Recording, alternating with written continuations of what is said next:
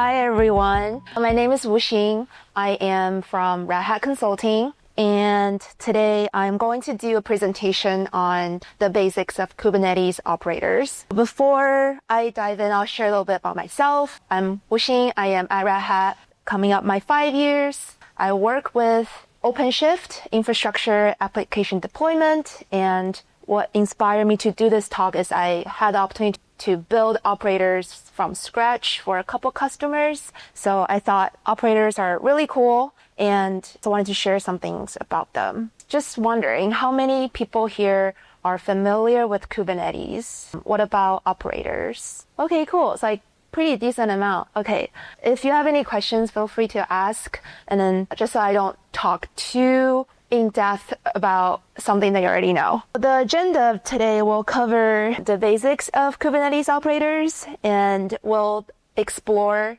them in the OpenShift web console. And then we'll talk a little bit about like the Prometheus operator at a high level, just so we can see how the operator works, like with example. Operators in Kubernetes are a type of controllers. Controllers is a continuous loop in Kubernetes. They manage applications by watching the application's current state and then comparing them to the desired state and then reconcile the differences. And they do that continuously in a loop. So the applications can scale, can be modified automatically by the controllers without human intervention. And controllers are native Kubernetes objects, right? Why do we need operators to manage applications if we have controllers in Kubernetes? And that's because operators are especially useful at managing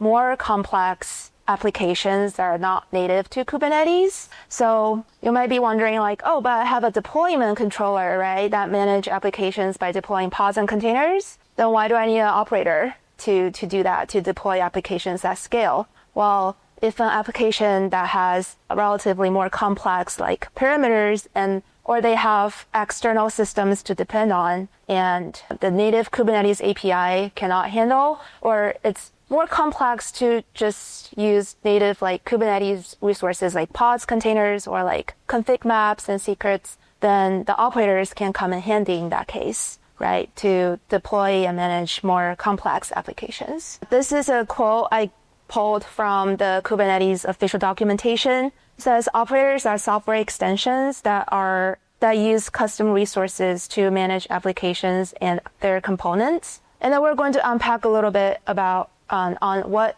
it means that they are software extensions and what are custom resources. So I have a user, like a developer, who wants to manage applications in Kubernetes. How am I going to do that? I'm going to use custom resource. I'm going to define the specifications of the application using the custom resource that lives in the cluster. And then the operator will be watching those custom resources, and when it detects a difference in what's defined in the custom resource and the application's current state, it will reach out to the Kubernetes API and modify the application state. When a developer like creates an operator in Kubernetes, it also he also creates a set of like APIs specific to that operator.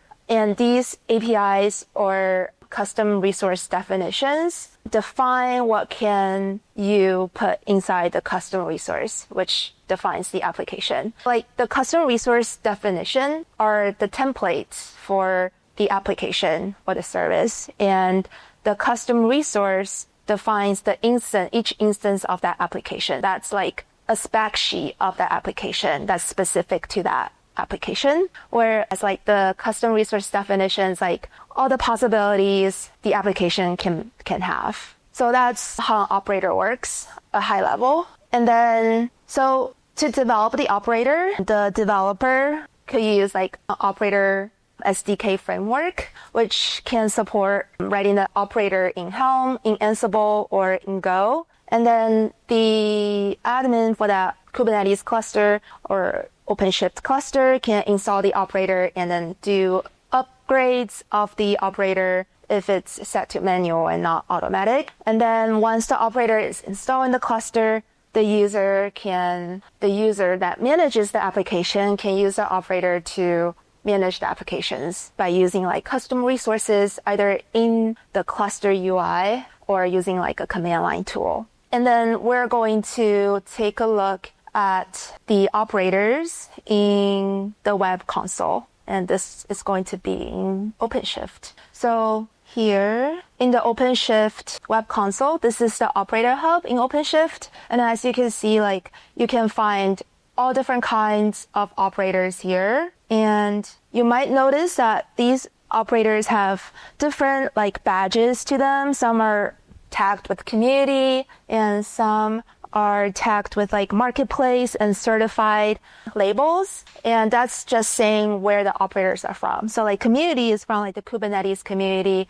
And these operators are available for users to install, but they're not supported by Red Hat. So as long as you're aware of that fact, probably don't want to use it in production, but you can still use it. And then for the marketplace operators, these are just from Red Hat Marketplace. And then their certified ones are from independent software vendors. So they're also supported and by these independent software vendors. Once the operators are installed in the cluster, they'll show up on this page. And for example, I have a cert-manager operator installed here. And I just want to point out that the APIs that come with the cert-manager operator, the ones on the right, for example, certificate request, certificate challenge, cluster issuer, and these are APIs that come with the cert-manager operator.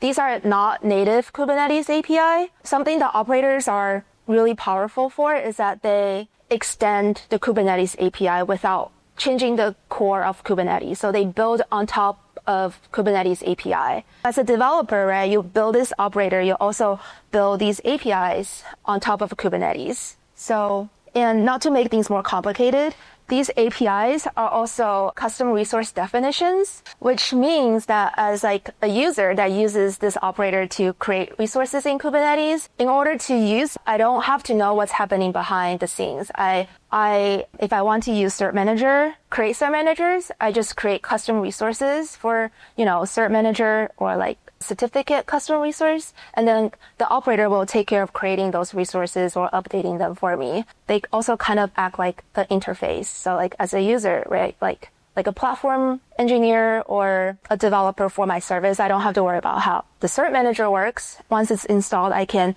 create custom resources to interact with the cert manager APIs. So that's also pretty cool. I think I already talked about most of the videos here. I wanted to show like a little bit of the operators from the web console in OpenShift. To recap what we talked about so far, Kubernetes operators are a type of controllers in Kubernetes. So they run in a continuous loop to automate more complex applications in Kubernetes clusters. We talked about some benefits of Kubernetes Kubernetes operators, and one of them being they can manage applications at scale, especially those that are more complex and require more specific application domain knowledge that a native Kubernetes controller wouldn't easily manage. And we talked about operators are useful because they can integrate with external APIs and services.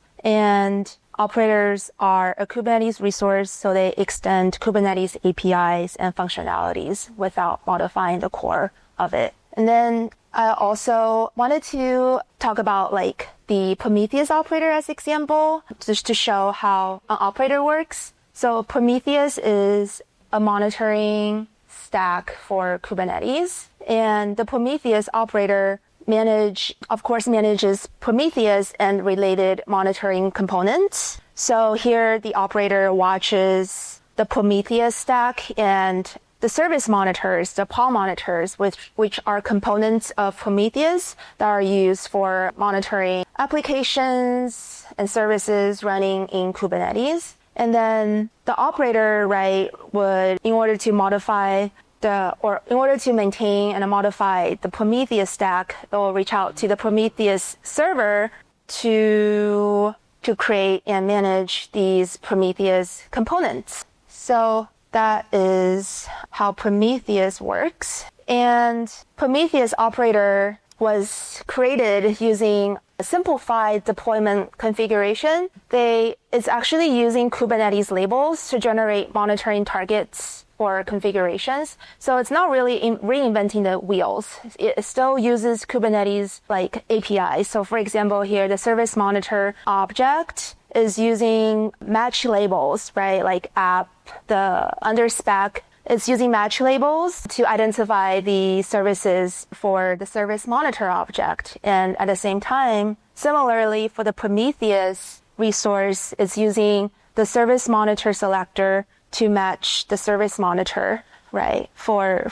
Prometheus. So these are, as you can see, right, they're using Kubernetes API, but they're building on top of what Kubernetes already provides. So there's no need to learn a Prometheus-specific configuration language because it makes things simple, and it also makes it easier for the end user to use. So the Prometheus operator will have these following characteristics. It uses custom controllers to provide reconcile functions for synchronizing resources until the desired state is reached. Each monitoring component is created based on a custom resource, and changes to already existing monitoring components are applied when the reconciliation loop runs. So at a high level, what does this operator look like, right?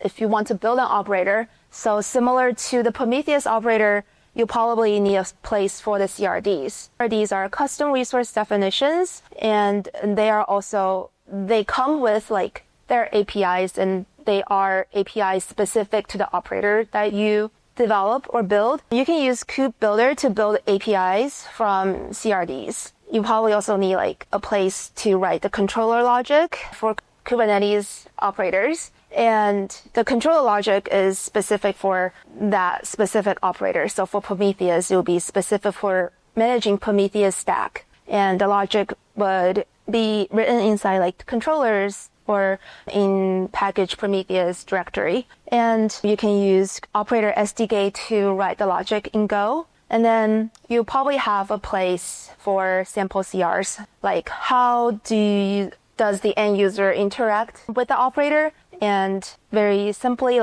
speaking, you can create custom resources, which are CRs to create those objects in Kubernetes, and then the operator will take it and run from there. Any questions?